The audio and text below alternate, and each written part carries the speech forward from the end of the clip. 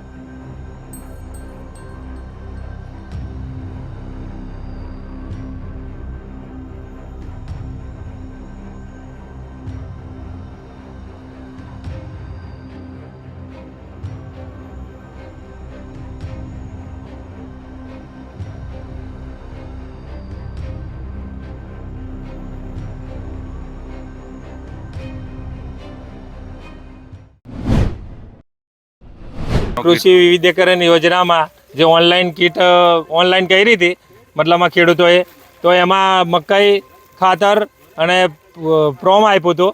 એમાં મકાઈનું બિયારણ સડેલું નીકળ્યું. તે અમને એવું ખબર પડી મતલબમાં કે અડધા ઓરધી દીધી એટલે ઉગી નહીં, એટલે બીજા પેકેટો તોડ્યા એટલે એમાંથી સડેલી મકાઈ નીકળી. એટલે આ આદિવાસી વિસ્તાર છે તેમાં આપણે આ ગરીબ ખેડૂતોને આ રીતના અન્યાય થાય એ નહીં ચાલે. કેમ કે આ સરકાર હવે જો આ ખેડૂતોને, આદિવાસી ખેડૂતોને જોવે તો સારું, એવી અમારી માંગ છે. છેતરવામાં આવ્યા એવું જ છે. કેમ કે સડેલું બિયારણ તો પછી એને લઈને શું કરવાનું? એમાં 500 રૂપિયા ભર્યા છે અને જે બહાર ખેડૂતો ગયા છે જે મજૂરી, એમને જાતે બોલાવ્યા એટલે જે પાછા જાતે આવ્યા એટલે એ પણ એમને મજૂરી માથે પડી એવું છે. 1500 રૂપિયા એમને ભાડું ભોગવીને પાછા આવ્યા. બહાર જે મજૂરી કરવા ગયેલા ખેડૂતો એ.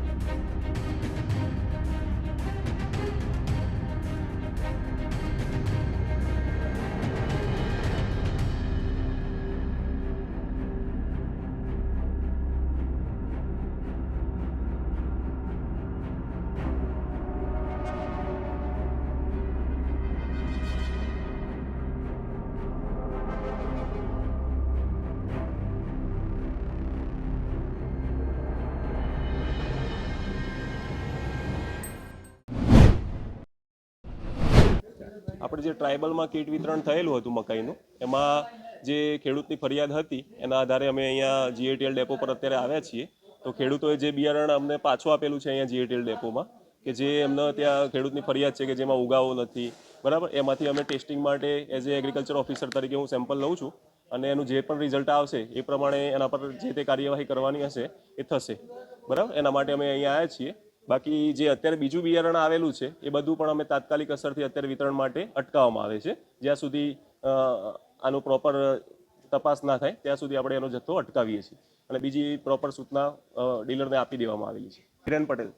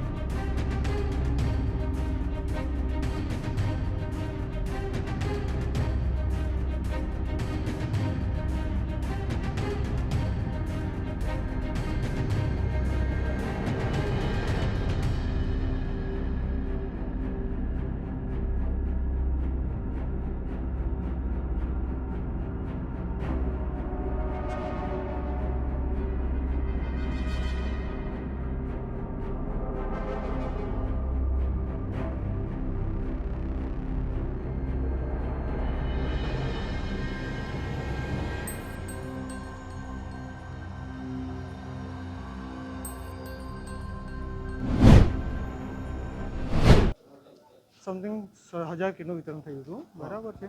જે ખેડૂતોનો ઇસ્યુ છે મકાઈનો, એ લોકોને નવું મટીરિયલ છે અમે રિસોલ્વ કરી આપીએ છીએ. તો એક જર્મિનેશનનો થોડો ઇસ્યુ છે અને અમુક થોડુંક કન્ટેન્ટ થોડુંક રફ આવ્યું છે.